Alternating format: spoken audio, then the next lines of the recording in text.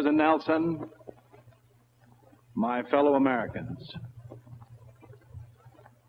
I stand before you tonight humbly grateful to God for the blessings we all enjoy as citizens of these great United States of America.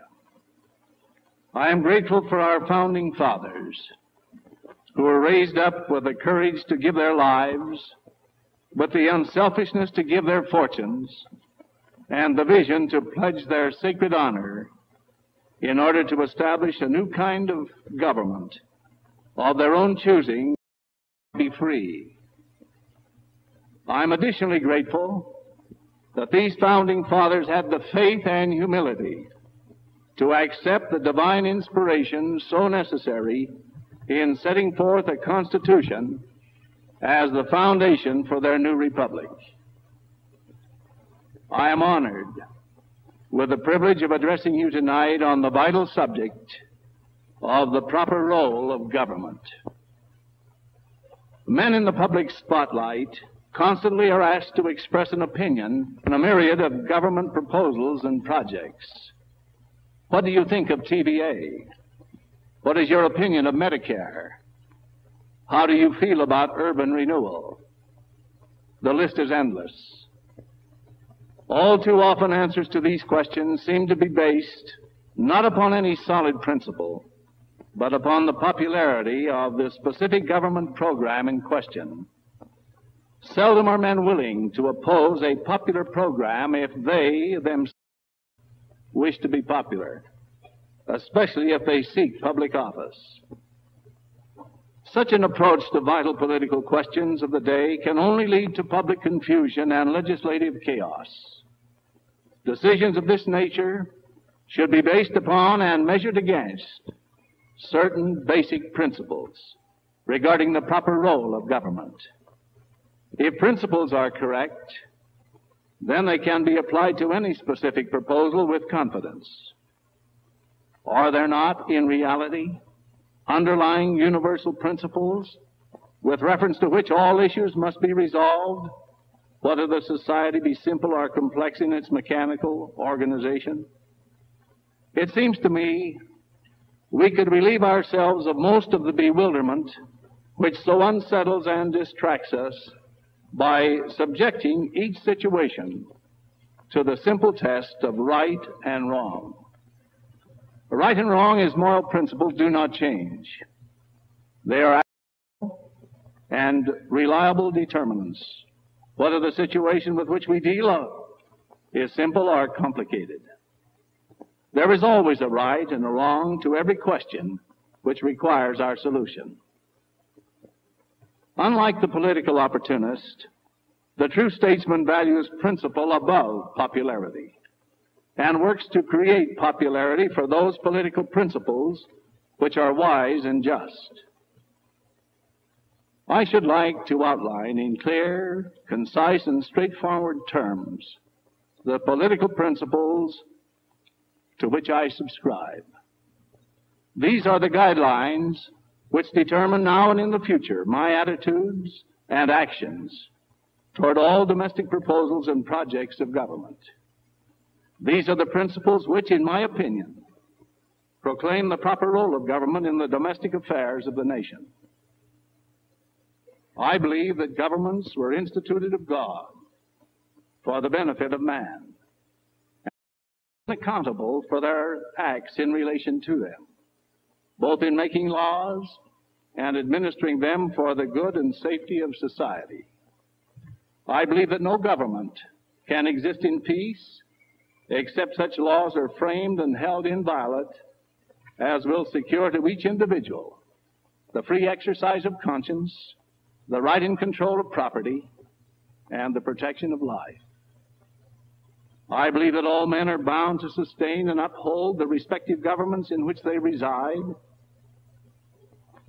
while protected in their inherent and inalienable rights by the laws of such governments, and that sedition and rebellion are unbecoming every citizen thus protected and should be punished accordingly, and that all governments have a right to enact such laws as in their own judgments are best calculated to secure the public interest, at the same time, however, holding sacred the freedom of conscience.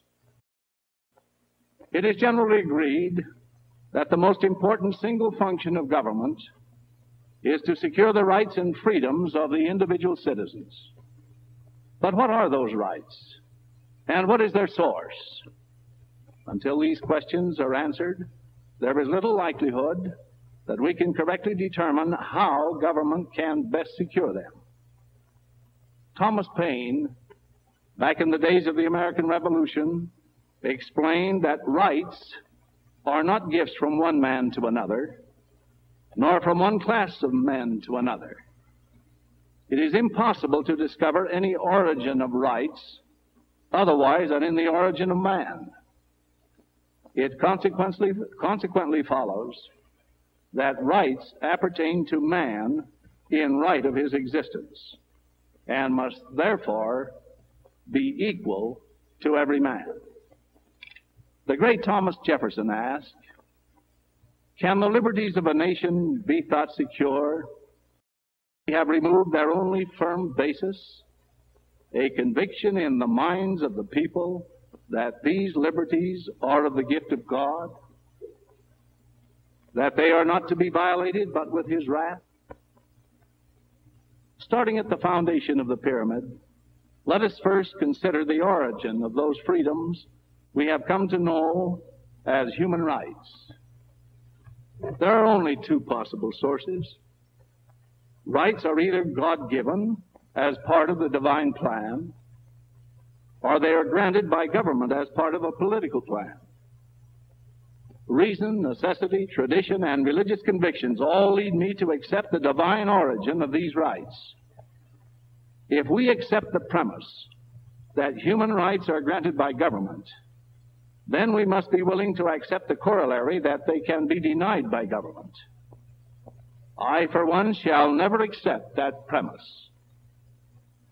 As the French political economist Bastia phrased it so succinctly, life, liberty, and property do not exist because men have made laws.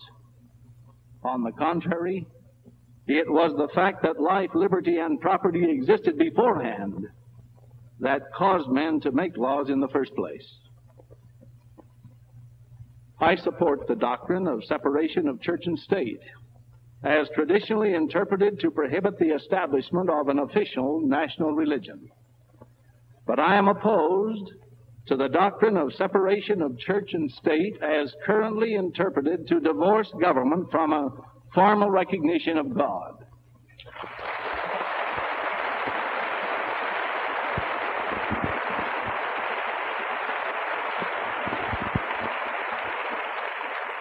The current trend strikes a potentially fatal blow at the concept of the divine origin of our rights and unlocks the door for an easy entry of tyranny.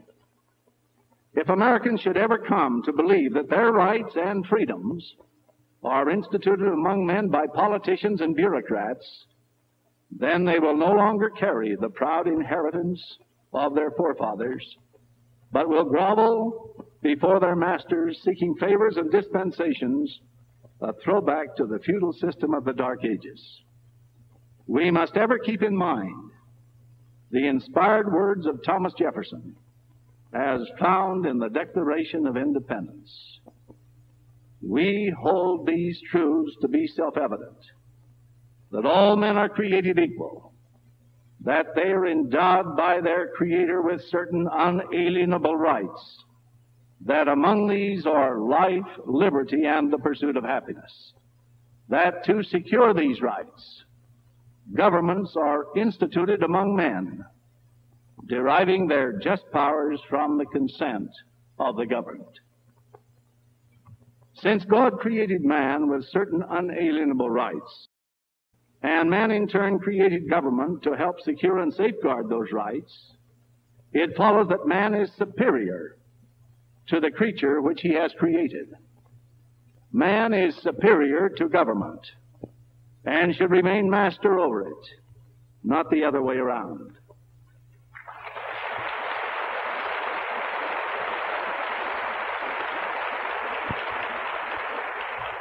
Even the non-believer can appreciate the logic of this relationship. Now, leaving aside for a moment the question of the divine origin of rights, it is obvious that a government is nothing more or less than a relatively small group of citizens who have been hired, in a sense, by the rest of us to perform certain functions and discharge certain responsibilities which have been authorized. It stands to reason that the government itself has no innate power or privilege to do anything. Its only source of authority and power is who created it. This is made clear in the preamble to the Constitution of the United States, which reads, "We, the people, do ordain and establish this Constitution for the United States of America." The important thing to keep in mind is that the people who have created their government can give to that government only such powers as they themselves have in the first place. Obviously, they cannot give that which they do not possess. So the question boils down to this: what powers properly belong to each and every person in the absence of and prior to the establishment of any organized governmental form? A hypothetical question? Yes, indeed. But it is a question which is vital to an understanding of the principles which underlie the proper function of government.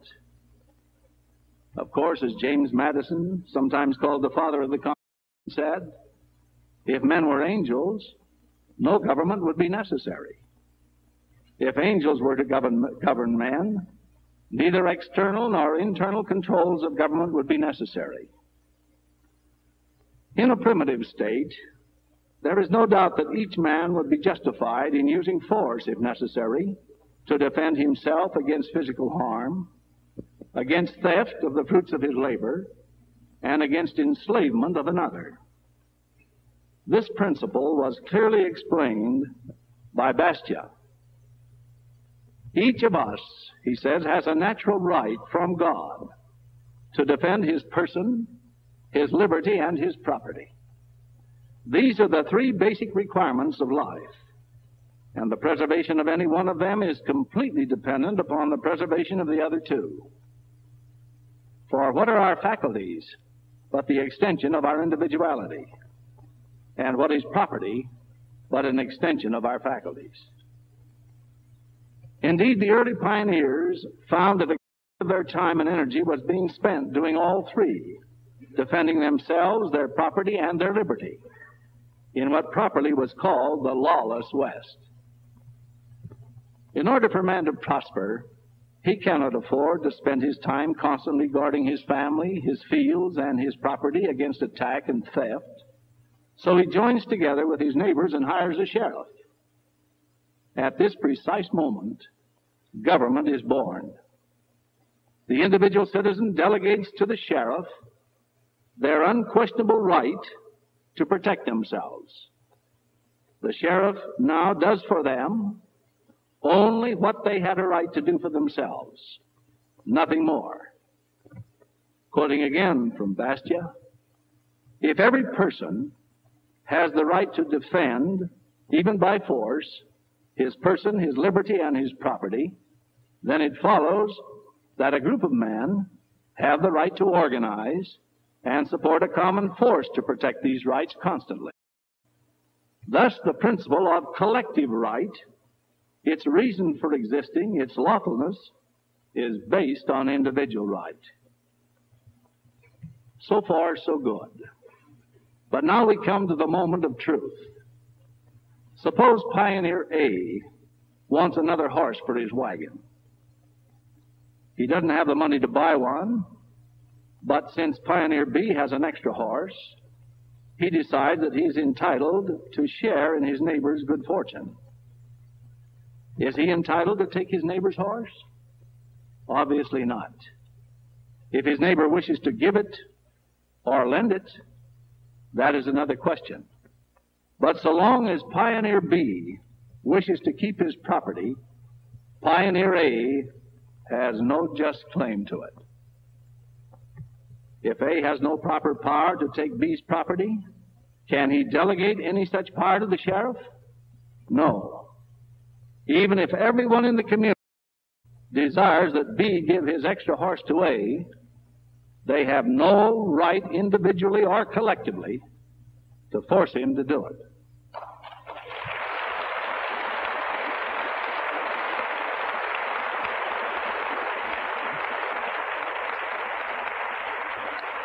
They cannot delegate a power they themselves do not have. This important principle was clearly understood and explained by John Locke nearly 300 years ago in these words: "For nobody can transfer to another more power than he has in himself, and nobody has an absolute arbitrary power over himself or over any other to destroy his own life or take away the life or property of another." This means, then, that the proper function of government is limited only to those spheres of activity within which the individual citizen has the right to act. Giving its just powers from the governed, government becomes primarily a mechanism for defense against bodily harm, theft, and involuntary servitude. It cannot claim the power to redistribute the wealth or force reluctant citizens to perform acts of charity against their will. Government is created by man. No man possesses such power to delegate. The creature cannot exceed the Creator. In general terms, therefore, the proper role of government includes such defensive activities as maintaining national, military, and local police forces for protection against loss of life, loss of property, and loss of liberty at the hands of either foreign despots or domestic criminals. It also includes those powers necessarily incidental to the protective function, such as, 1, the maintenance of courts for those charged with crime and where disputes between citizens may be impartially settled. And 2, the establishment of a monetary system and a standard of weights and measures so that courts may render money judgments, taxing authorities may levy taxes, and citizens may have a uniform standard to use in their business dealings. My attitude toward government is succinctly expressed by the following provision taken from the Alabama Constitution: that the sole object and only legitimate end of government is to protect the citizen in the enjoyment of life, liberty, and property. And when the government assumes other functions, it is usurpation and oppression.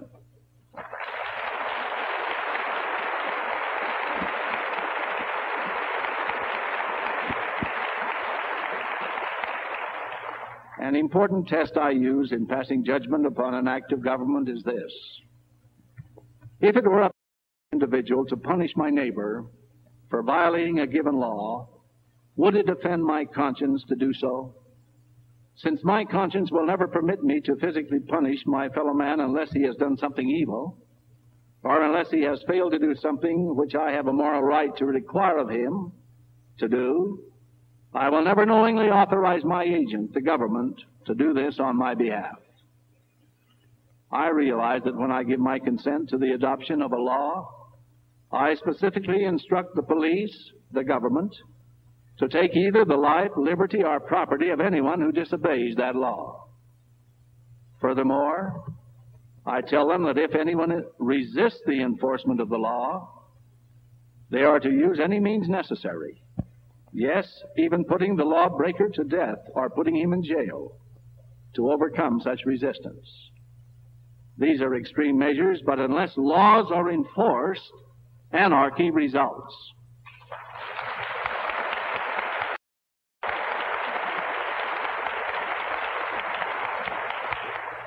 As John Locke explained many years ago, the end of law is not to abolish or restrain, but to preserve and enlarge freedom.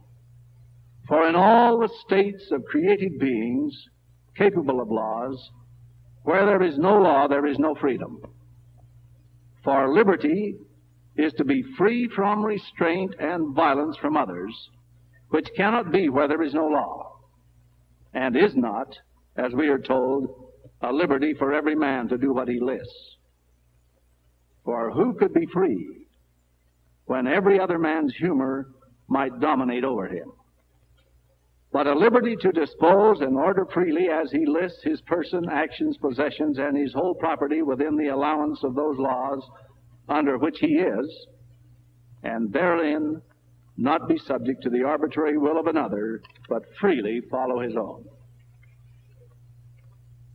We Americans should use extreme care before lending our support to any proposed government program. We should fully recognize that government is no plaything. As George Washington warned, government is not reason, it is not eloquence, it is force.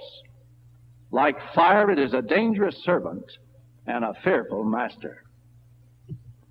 It is an instrument of force, and unless our conscience is clear, that we would not hesitate to put a man to death, put him in jail, or forcibly deprive him of his property for failing to obey a given law, we should oppose it.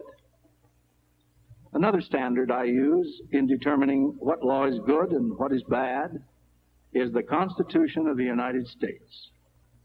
I regard this inspired document as a solemn agreement between the citizens of this nation, which every officer of government is under sacred duty to obey. As Washington stated so clearly in his immortal farewell address, the basis of our political systems is the right of the people to make and to alter their constitutions of government. But the Constitution, which at any time exists, until changed by an explicit and authentic act of the whole people, is sacredly obligatory upon all. The very idea of the power and the right of the people to establish government presuppose the duty of every individual to obey the established government. I am especially mindful that the Constitution provides that the great bulk of the legitimate activities of government are to be carried out at the state or local level. This is the only way in which the principle of self-government can be made effective. As James Madison said before the adoption of the Constitution, we rest all our political experiments on the capacity of for self-government. Thomas Jefferson made this interesting observation. Sometimes it is said that man cannot be trusted with government of himself. Can he then be trusted with the government of others? Or have we found angels in the forms of kings to govern him? Let history answer this question. It is a firm principle that the smallest or lowest level that can possibly undertake the task is the one that should do so. First, the community or city. If the city cannot handle it, then the county. Next, the state. And only if no smaller unit can possibly do the job should the federal government be considered.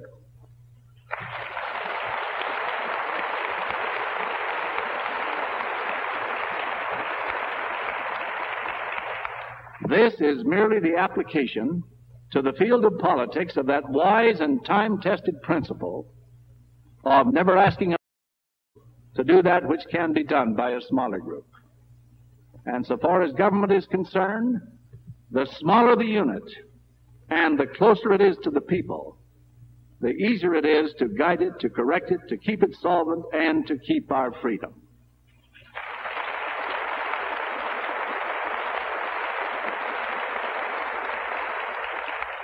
Thomas Jefferson understood this principle very well and explained it this way. The way to have good and safe government is not to trust it all to one, but to divide it among the many, distributing to every one exactly the function he is competent to. Let the national government be entrusted with the defense of the nation and its foreign and federal relations. The state government with the civil rights, law, police, and administration of what concerns the state generally. The counties with the local concerns of the counties, and each ward direct the within itself. It is by dividing and subdividing these republics from the great national one down through all its subordinations until it ends in the administration of every man's farm by himself, by placing under everyone what his own eye may superintend, that all will be done for the best. What has destroyed liberty and the rights of man in every government which has ever existed under the sun? The generalizing and concentrating all cares and powers into one body. It is well to remember that the states of this republic created the federal government. The federal government did not create the states.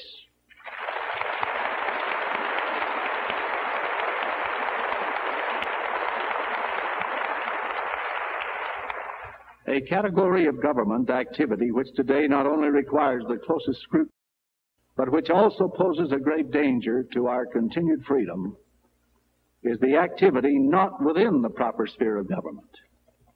No one has authority to grant such powers as welfare programs, schemes for redistributing the wealth, and activities which coerce people into acting in accordance with a prescribed code of social planning. There is one simple test. Do I, as an individual, have a right to use force upon my neighbor to accomplish this goal? If I do have such a right, then I may delegate that power to my government to exercise it on my behalf. If I do not have that right as an individual, then I cannot delegate it to government, and I cannot ask my government to perform the act for me. To be sure, there are times when this principle of the proper role of government is most annoying and inconvenient. If I could only force the ignorant to provide for themselves, or the selfish to be their wealth. But if we permit government to manufacture its own authority out of thin air and to create self-proclaimed powers not delegated to it by the people, then the creature exceeds the creator and becomes master. Beyond that point, where shall we draw the line? Who is to say this far, but no farther? What clear principle will stay the hand of government from reaching farther and yet farther into our daily lives? We shouldn't forget the wise words of President Grover Cleveland, that though the people support the government should not support the people.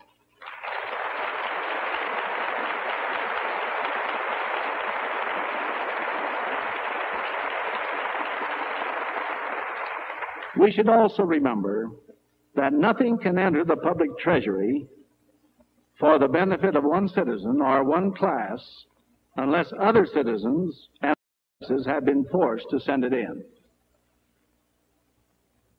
As Bastia pointed out over 100 years ago, once government steps over this clear line between the protective or negative role into the aggressive role of redistributing the wealth and providing so-called benefits for some of its citizens, it then becomes a means for what is accurately described as legalized plunder. It becomes a lever of unlimited power, which is the sought-after prize of unscrupulous individuals and pressure groups, each seeking to control the machine to fatten his own pockets or to benefit its favorite charities, all with the other fellow's money, of course. Listen to Bastia's explanation of this legal plunder. When a portion of the wealth is transferred from one person who owns it without his consent and without compensation, either by force or by fraud, to anyone who does not own it, then I say that property is violated, that an act of plunder is committed.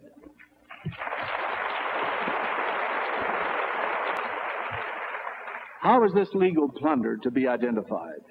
Quite simply.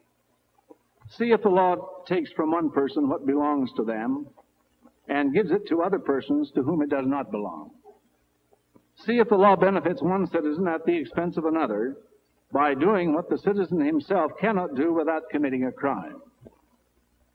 As history has proven, each class or special interest group competes with the others to throw the lever of governmental power in their favor, or at least to immunize itself against the effects of a previous thrust. Labor gets a minimum wage, so agriculture seeks a price support. Consumers demand price controls, and industry gets protective tariffs. In the end, no one is much further ahead, and everyone suffers the burdens of a gigantic bureaucracy and a loss of personal freedom.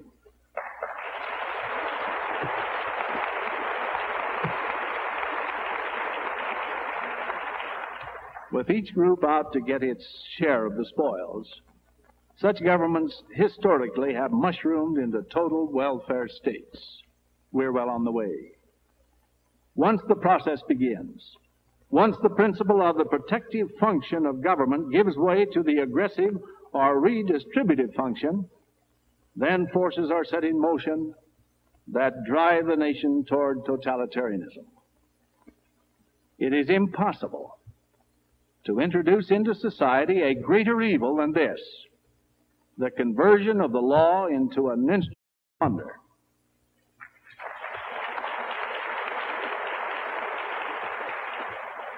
Students of history know that no government in the history of mankind has ever created any wealth. People who work create wealth. James R. Evans, in his inspiring book, The Glorious Quest, gives this simple illustration of legalized plunder. Assume, for example, that we were all farmers and that we received a letter from the government telling us that we were going to get $1,000 this year for plowed up acreage.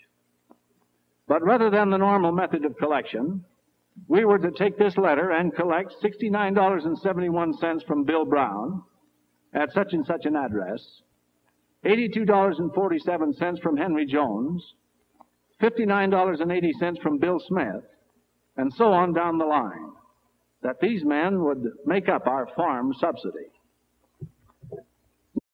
Nor would 99% of the farmers walk up and ring a man's doorbell, hold out a hand and say, "Give me what you've earned, even though I have not." We simply would not do it, because we would be facing directly the violation of a moral law: thou shalt not steal.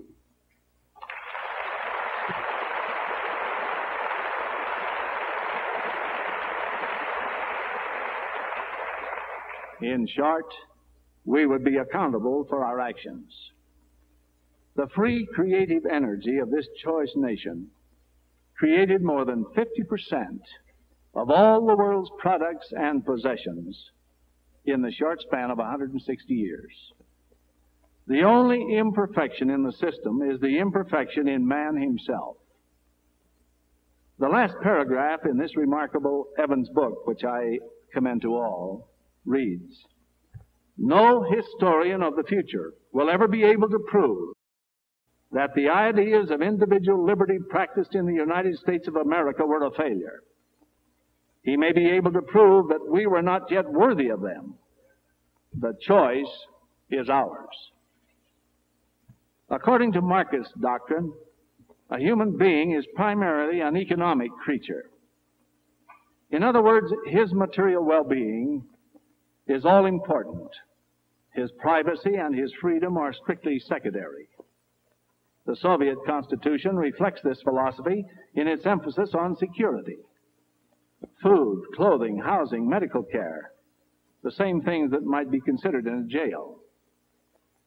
The basic concept is that the government has full responsibility for the welfare of the people, and in order to discharge that responsibility must assume control of all their activities.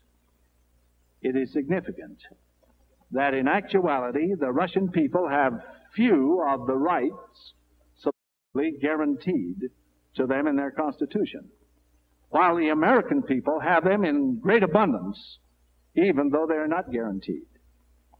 The reason, of course, is that material gain and economic security simply cannot be guaranteed by any government.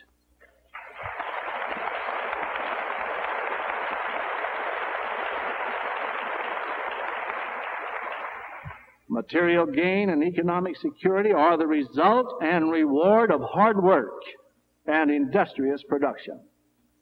Unless the people bake one loaf of bread for each citizen, the government cannot guarantee that each will have one loaf to eat. Constitutions can be written, laws can be passed, and imperial decrees can be issued. But unless the bread is produced, it can never be distributed.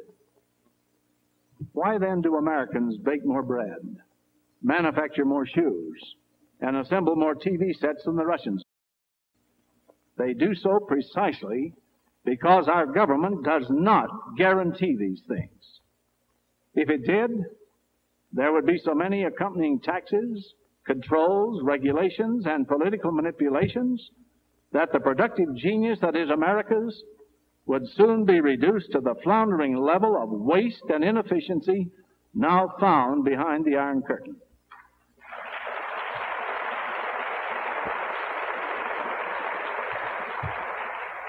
As Henry D. Thoreau explained, this government never of itself furthered any enterprise, but by the alacrity with which it got out of the way.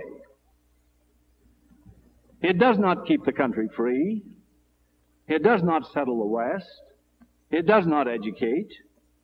The character inherent in the American people has done all that has been accomplished. And it would have done somewhat more if the government had not sometimes its way. For government is an expedient by which men would fain succeed in letting one another alone. And as has been said, when it is most expedient, the governed are most let alone by it. Now, with all these blessings, what more is necessary to make us a happy and a prosperous people? Still one thing more, fellow citizens, said Thomas Jefferson.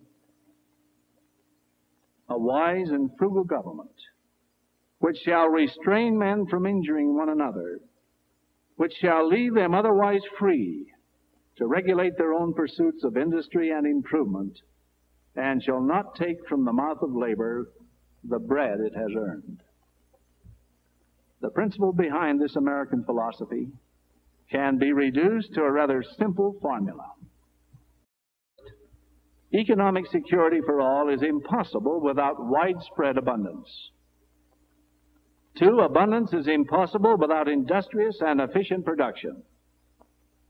And 3, such production is impossible without energetic, willing, and eager labor. And 4, this is not possible without incentive. And 5, of all forms of incentive, the freedom to attain a reward for one's labors is the most sustaining for most people. Sometimes called the profit motive, it is simply the right to plan and to earn and to enjoy the fruits of your labor. 6, this profit motive diminishes as government controls, regulations, and taxes increase to deny the fruits of success to those who produce it. 7, therefore any attempt through governmental intervention to redistribute the material rewards of labor can only in the eventual destruction of the productive base of society, without which real abundance and security for more than the ruling elite is quite impossible. Now we have before us currently a sad example of what happens to a nation which ignores these eternal basic principles. Former FBI agent Dan Smoot succinctly pointed this out on his broadcast number 649, dated January 29, 1968, as follows. England was killed by an idea.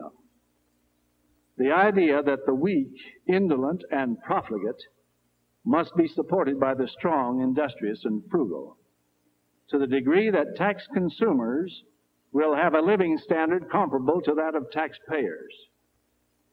The idea that government exists for the purpose of plundering those who work to give the product of their labor to those who do not work. The economic and social cannibalism produced by this communist socialist idea will destroy any society which adopts it and clings to it as a basic principle. Any society.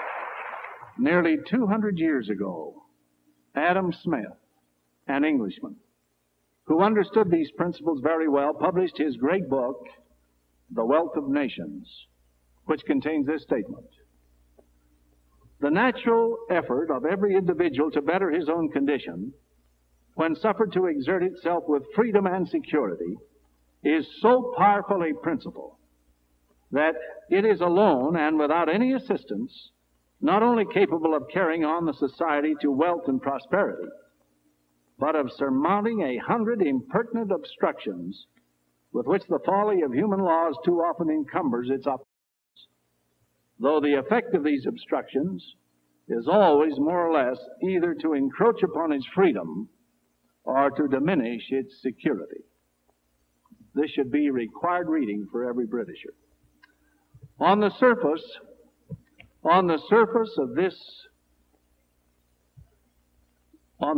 this may sound heartless and insensitive to the needs of those less fortunate individuals who are found in any society, no matter how affluent.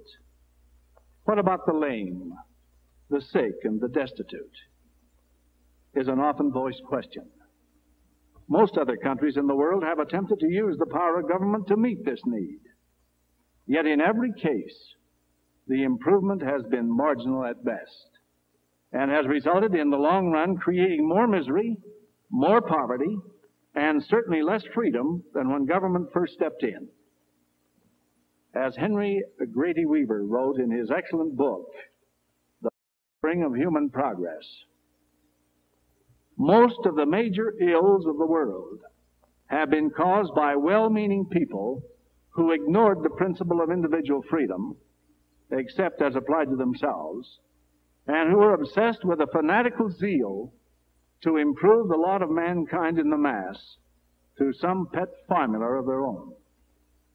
The harm done by ordinary criminals, murderers, gangsters, and thieves is negligible in comparison with the agony inflicted upon human beings by the professional do-gooders who attempt to set themselves up as gods on earth and who would ruthlessly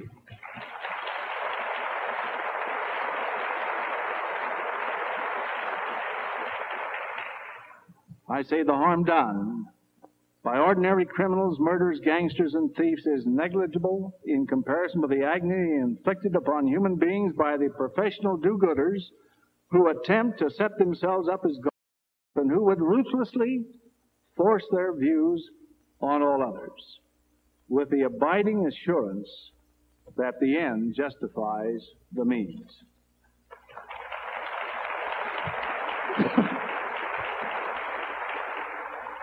By comparison, America traditionally has followed Jefferson's advice of relying on individual action and charity. The result is that the United States has fewer cases of genuine hardship per capita than any other country in the entire world or throughout all history. Even during the Depression of the 1930s, Americans ate and lived better than most people in other countries do today. In reply to the argument that just a little bit of socialism is good so long as it doesn't go too far, it is tempting to say, in like fashion, just a little bit of theft or a little bit of cancer is true. History proves that the growth of the welfare state is difficult to check before it comes to its full flower of dictatorship. But let us hope that this time around, the trend can be reversed.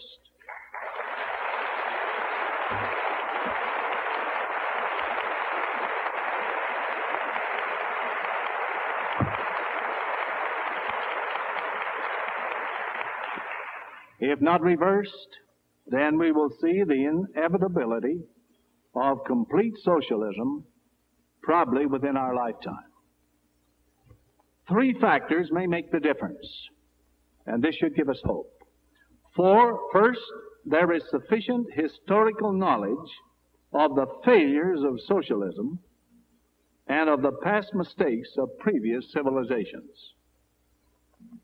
Secondly, there are modern means of rapid communication to transmit these lessons of history to the large, literate population. And thirdly, there is a growing number of dedicated men and women who, at great personal sacrifice, are actively working to promote a wider appreciation of these concepts.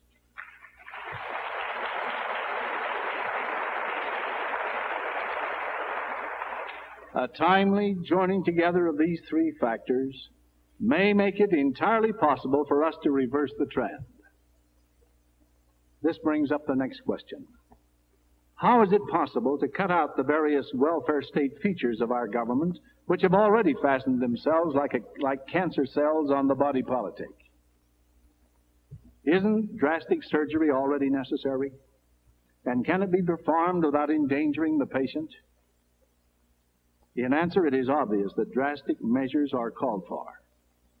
No halfway or compromise actions will suffice. Like all surgery, it will not be without discomfort and perhaps even some scar tissue for a long time to come. But it must be done if the patient is to be saved, and it can be done without undue risk.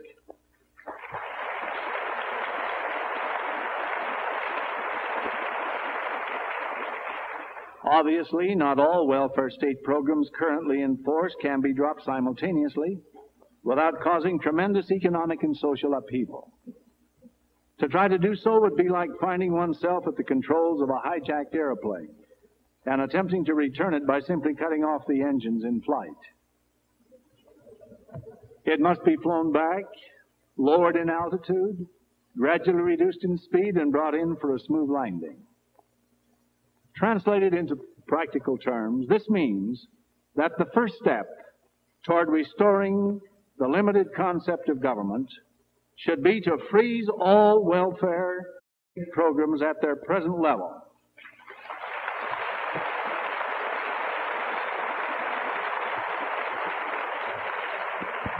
Making sure that no new ones are added. The next step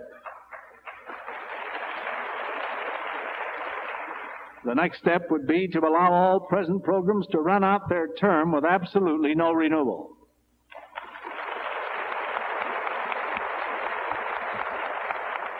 And the third step would involve the gradual phasing out of those programs which are indefinite in their term.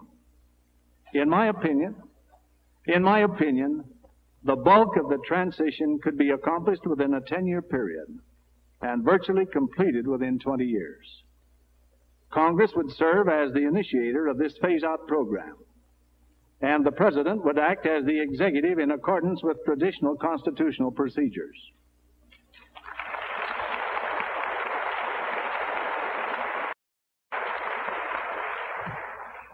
As I summarize what I have attempted to cover, try to visualize the structural relationship between the six vital concepts that have made America the envy of the world.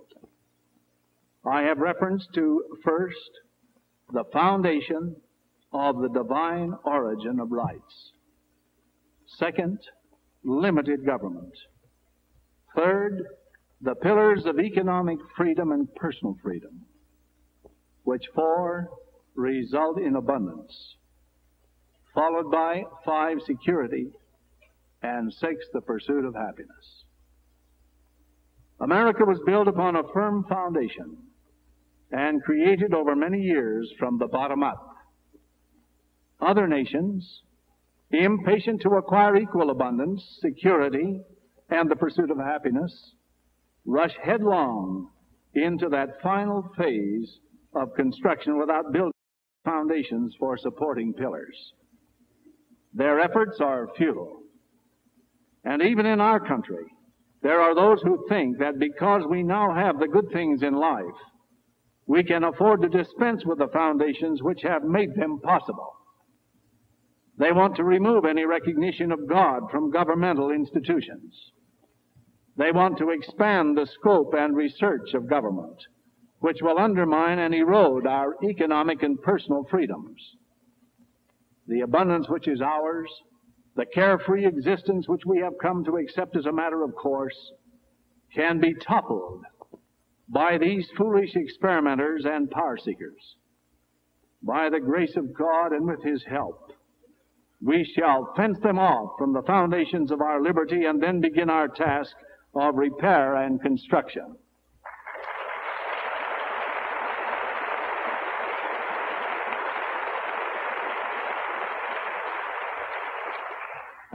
Summary to this discussion, I present a declaration of principles which has recently been prepared by a few American patriots and to which I wholeheartedly subscribe.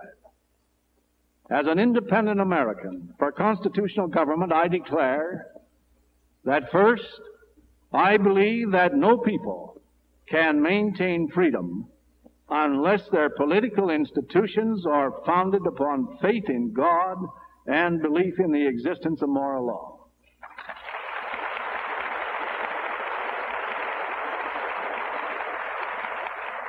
Second, I believe that God has endowed men with certain unalienable rights, as set forth in the Declaration of Independence, and that no legislature and no majority, however great, may morally limit or destroy these. That the sole function of government is to protect life, liberty, and property, and anything more than this is usurpation and oppression.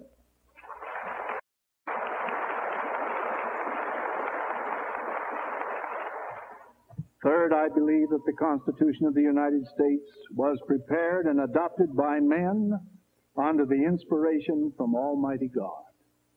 That it is a solemn compact between the people of the states of this nation, which all officers of government are under duty to obey.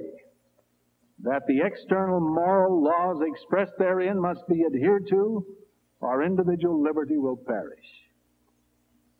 Fourth, I believe it a violation of the Constitution for government to deprive the individual of either life, liberty, or property except for these purposes. A, punish crime and provide for the administration of justice. B, protect the right and control of private property.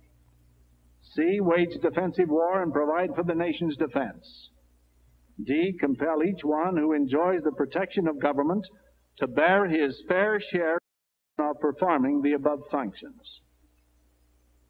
5, I hold that the Constitution denies government the power to take from the individual either his life, liberty, or property except in accordance with moral law.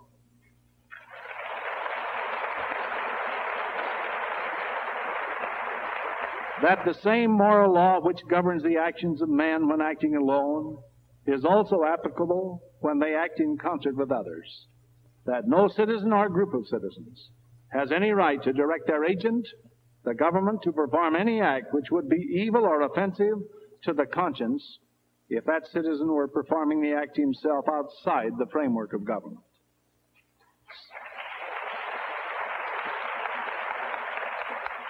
6, I am hereby resolved that under no circumstances shall the freedoms guaranteed by the Bill of Rights be infringed.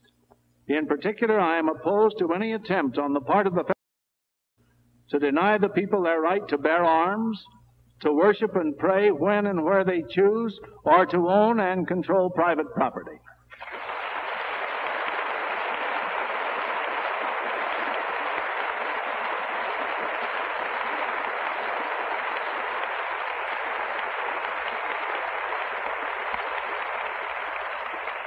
Seven, I consider ourselves at war with international communism. At war with international communism, which is committed to the destruction of our government, our right of property, and our freedom. That it is treason as defined by the Constitution, to give aid and comfort to this implacable enemy.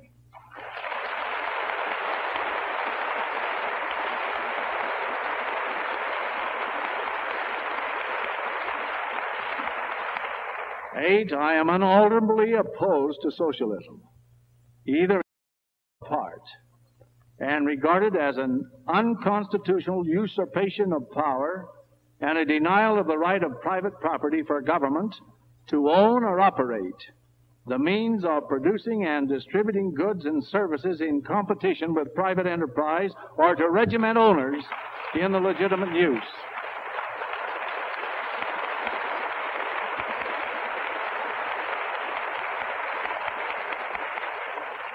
Or to regiment owners in the legitimate use of private property.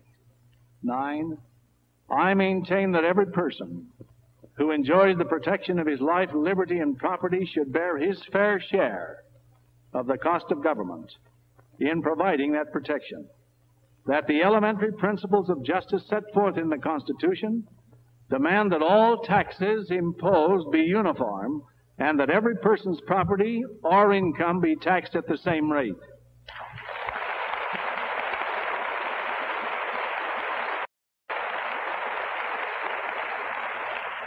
Ten, I believe in honest money. The gold and silver coinage of the Constitution, and a circulating medium convertible into such money without loss. I regard it as a flagrant violation of the explicit provisions of the Constitution for the federal government to make it a criminal offense to use gold or silver coin as legal tender, or to issue irredeemable paper money.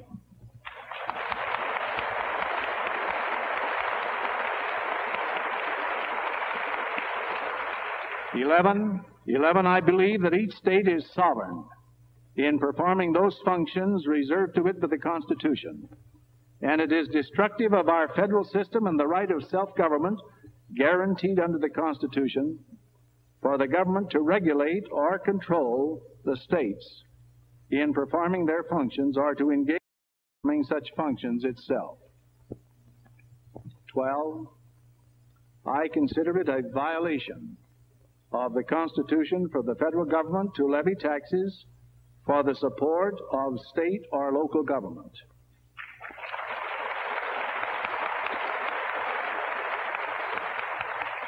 That no state or local government can accept funds from the federal and remain independent in performing its functions, or can the citizens exercise their rights of self-government under such conditions.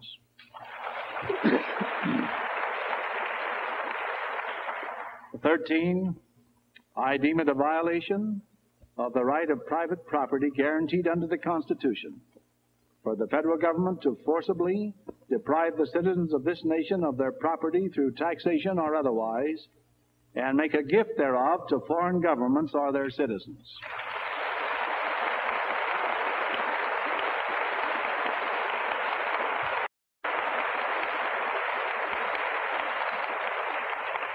I believe that no treaty or agreement with other countries should deprive our citizens of rights guaranteed them by the Constitution.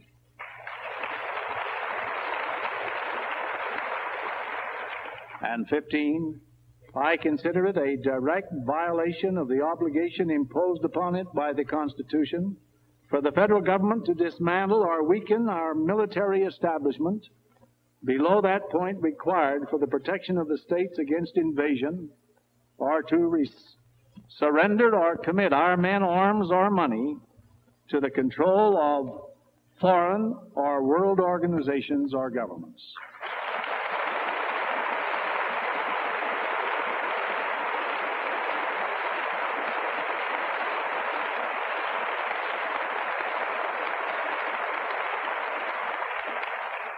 These things I have mentioned I believe to be the proper role of government. We have strayed far afield. We must return to basic concepts and principles, to eternal verities. There is no other way. The storm signals are up. They are clear and ominous.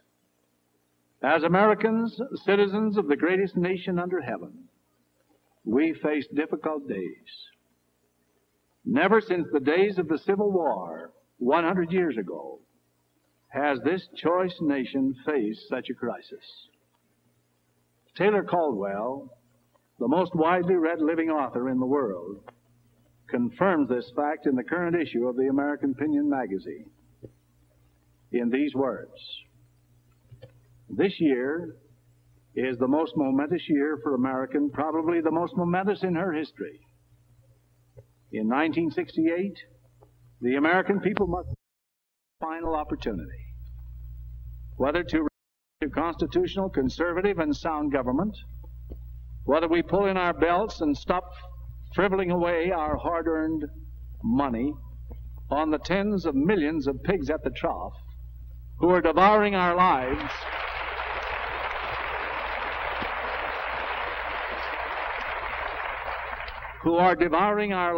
and our substance and our very bread. Whether we tell other nations to stop holding out their greedy paws, and whether we elect a man or a blob to the presidency, not to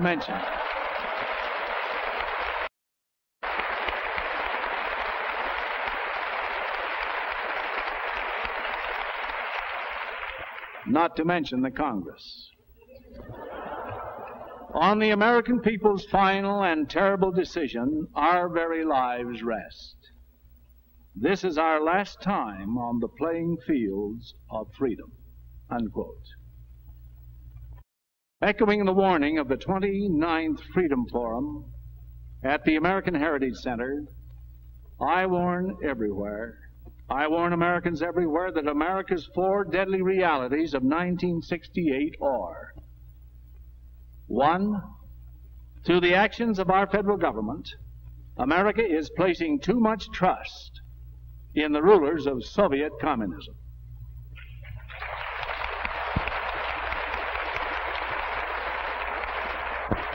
2, through the apathy of her citizens, America is traveling toward dictatorial federalism.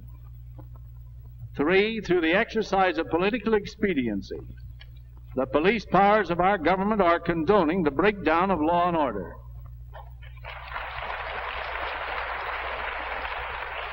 And 4, under the pressure of minority groups and constant propagandizement for change, is cultivating the behavior of a godless society. Now, can we cope with these realities? Yes, I believe we can. In closing, I wish to refer to you to the words of the patriot Thomas Paine, whose writings helped so much to stir into a flaming spirit the smoldering embers of patriotism during the days of the American Revolution. He said, "These are times that try men's souls. The summer soldier and the sunshine patriot will in this crisis shrink from the service of his country. But he that stands it now deserves the love and thanks of man and woman. Tyranny, like hell, is not easily conquered. Yet we have this consolation with us, that the harder the conflict, the more glorious the triumph. What we obtain too cheap, we esteem too lightly. 'Tis dearness is everything its value. Heaven knows how to put a proper price upon its goods, and it would be strange indeed if so celestial an article as freedom should not be highly rated." President Theodore Roosevelt warned that the things that will destroy America are prosperity at any price, peace at any price, safety first instead of duty first, and love of soft living and the get-rich-quick theory of life. I, for one, intend to keep fighting. My personal attitude is one of resolution, not resignation.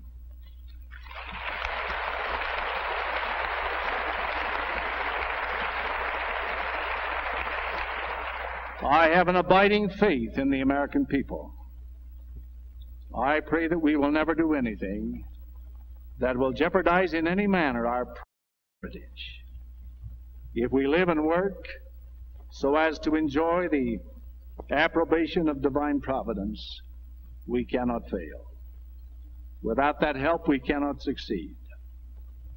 So I urge all Americans to put their courage to the test. Let us be firm in our conviction that our cause is just. Reaffirm our faith in all things for which true Americans have always stood.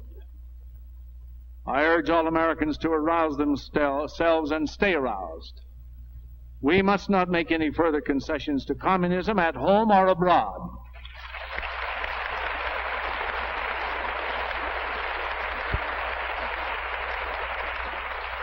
And we do not need to. We should oppose godless communism from our position of strength, for we are not weak. We are not cowards, said Ted Dealey of the Dallas Morning News, and will not allow sloughs of degradation. We do not want to be lulled to sleep anymore. We are awake and angry and intend to remain so.